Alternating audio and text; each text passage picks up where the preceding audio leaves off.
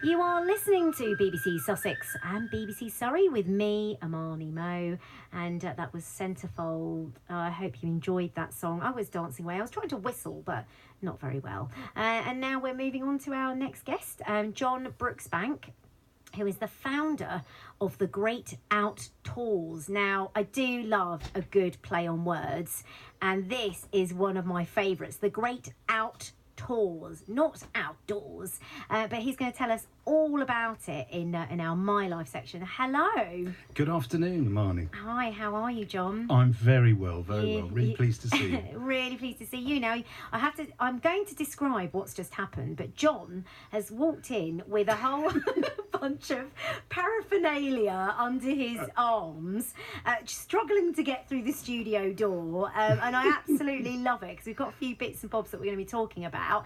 Sadly, our audiences can't see them, our listeners, but shame. Maybe we can take a picture. I'll tweet them later. So, John, tell us about how you got involved. How did you set up the Great Outdoors? Because it's actually an absolutely brilliant idea, and you wouldn't think, because I love the outdoors, but I'm really bad with rain, any kind of weather. I'm like, oh no, I want to stay indoors. I'm a bit of a wuss. Well, if I may, it started in my life, the Great Outdoors, way back when I was a primary school child. Yeah. And I was living in Hurstpierpoint, in Sussex, and I was very fortunate to have a mentor figure. And he loved the outdoors. He was, a gentleman in his 50s at the time. And I just loved what he stood for, and the values of the Great Outdoors were, if you like, I just took to them, and from that day to this it stuck. And throughout my career I've worked in different capacities, ranging from commercial aviation right down to the Great Outdoors, but throughout it I had this passion, and that is, if you like, the starting gun for what I felt passionately about, which is the Great Outdoors and inspiring people, children and adults with learning disabilities, in the outdoors and all it stands for. Absolutely, because we should say that not only do you work with kids at school, after club events as well, but you also work with care homes, and I think that's such a wonderful idea, because actually it's a great activity, and we'll get onto the activities in a moment. But I think, how did you expand? Did you expand to the care homes after you started with the schools and with the Great Outdoors? Well, the Great Outdoors, if I may explain for the context for the audience, I mean, we bring the wonders of the countryside to the doorstep of primary school children and adults with learning disability and brain related injuries and physical disabilities. And basically what we have designed and created is a dual targeting syllabus of outdoor practically led activities that basically you can apply to a primary school child audience, and also through to adults who need help with living, and that in essence is what we stand for, and they're digests of activities. They've been give us an example of some of the activities. Yes, of course. Well, one of the things that I wish the viewers could see, but if you could tweet later, that would be really good. I will, definitely. I mean, they're spectacular, I have to say. I'm going to describe this particular one. Yeah. So what John is holding up at the moment is a piece of wood with a lovely, looks like Shaun the Sheep, basically. And it's made of cardboard, and then the wool, which is sourced from their very own sheep, is stuck on to the piece of cardboard, and then you've got a little face on there as well, so that just finishes off the sheep. And all of this is recycled, upcycled, everything, correct? Yes, exactly. I mean, if I may just explain for the viewers, the actual sheep with the pure wool is created by what we call felting. That's rolling wool in your hands.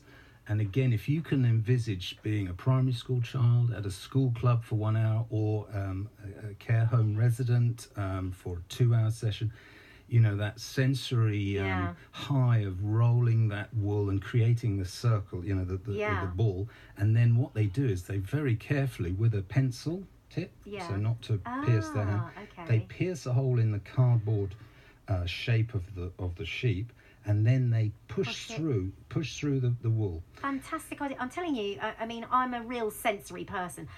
Now, John's brought in this really small basket of wool. I would like to see a bigger basket so that I could just jump right into that, because that for me would be my ideal heaven right now. It's so lovely and soft and fluffy. Yes. Well, I've got good news for you, Amanny. Go on, I then. don't know whether you... I mean, you know, you say that you love the wool. Well, I've actually made up a pack which you could take home, or even you could make in between interviews this afternoon, and you can make your very own sheet with it. There you go. My goodness. Oh, thank you so much. I love it. This is like, it's going to be quite cathartic because I'm always working. So this is a really nice way for me just to chill out and, you know, get back to work afterwards. See what I did there? Very good, yes. Unbelievable, sorry. Oh dear. You've used that one before, haven't you? Sorry. Stop I can hear my various children giggling away, saying, "Oh dear, not John, again." Don't do it. Now, I'm curious, how do you come up with these activities? And obviously, you've talked about the fact that you have people with disabilities that come, and some people have brain injuries. So are the activities specifically designed for the different types of groups that you cater for? Well, if I may hone on that sentence, I mean, our profiles are primary school children between the ages of 4 and 12. Okay. Our adults with learning disabilities do have a mental age of that age range of the children. Right. So what we have created, refined, tinkered, and come up with this are products that form what we call the 4 Seasons activity program. Yes. And this has taken 8 years in the making. We've put together these activities. We've adjusted, tweaked. I must mention my staff. I have the most amazing staff who have, between them, given inputs, feedbacks from their own experiences at the school clubs, and how to make the best scenario with whether it be a sheep or a wild wood owl. And through that, we've created this program of activities, 12 months of a year, that has that dual application. So it doesn't need to be tinkered with across those 2 user groups. Okay. Well, that sounds like, because otherwise you'd be making far too much work for yourself, and you do need to keep the operation fairly, as Gordon Ramsay is saying, you know, just keep it slick, not too many things on the menu, and just make them all equality. Absolutely. So that's what it's all about, isn't it? And I believe that you also were you nominated for an award recently, or did you win the award? I'm still trying to figure that out. I'm thrilled. I must say that we are thrilled. Basically, a person in a high-ranking marketing organisation said to us at the beginning of this year, "John, you know, the Great Outdoors, so community-centred, it stands apart from what's out there in the sector at the moment. You should consider putting your business in for some awards." Yeah. So I went away and I did some research, and I came upon this esteemed organisation called the Rural Business Awards. They're a nationwide organisation, and I thought, right, let's do this. So I put in an entry for 2 categories. The best rural recreational or outdoor pursuits business, and the best rural professional services business. And they announced the nominations for the final ceremony, and we were over the moon, delighted to be plucked from the southeast region, which goes as far as Greater London and Oxfordshire down to the Isle of Wight, Kent, Surrey. So we're thrilled. I bet you are thrilled, because obviously you work very hard at what you do, and it's a really brilliant initiative, I think, to get people outside, even to give people ideas of what they could reuse in from their own gardens, or if they go to a park or a forest locally, the things that they can just forage and take home and make things. We don't have to keep buying things, do we? In order to okay, if your shoes have a big hole in them or something, I get it, but things for children especially, it's just so much easier if you just I mean, I don't know about you, but whenever I give gifts to children, they end up playing with the box more than they do with the gift. So actually, just give them the box and let them just get creative. And I'm really pleased you mentioned that, because that's the very ethos of our business. We through sticks, stones, discovery, learning, create that inspiration in children that we hope will give them what I was very fortunate to have as a child, that belief that our environment is worth looking after and protecting. And if I may, Amanny, I mean, I would just like to say, I mean, the great outdoors, we exist to inspire the next generation, and obviously our very good friends with learning disabilities, but we exist to give them the passion and desire to care for the environment, and the ecological values of the great outdoors, and which we hope will crystallise the importance, especially in this current environment we're living in, to have a greater awareness and care for the environment. Yeah, I totally agree with you, and I think we really do need to put more importance on this now, because we are seeing the effects of devastating effects. They are, and I mean, if I may quote the words of Professor Sandra Diaz, who's the co-chair of the UN Global Assessment of Nature. She said this 6th of May this year: "Life on Earth is in trouble. We are in trouble. Our future is at stake. There is really no human future without the future for the fabric of life that sustains us." And then you've got obviously Greta Thunberg, the Swedish. Now she was the age of 8 when that desire and passion for the outdoors was born in her.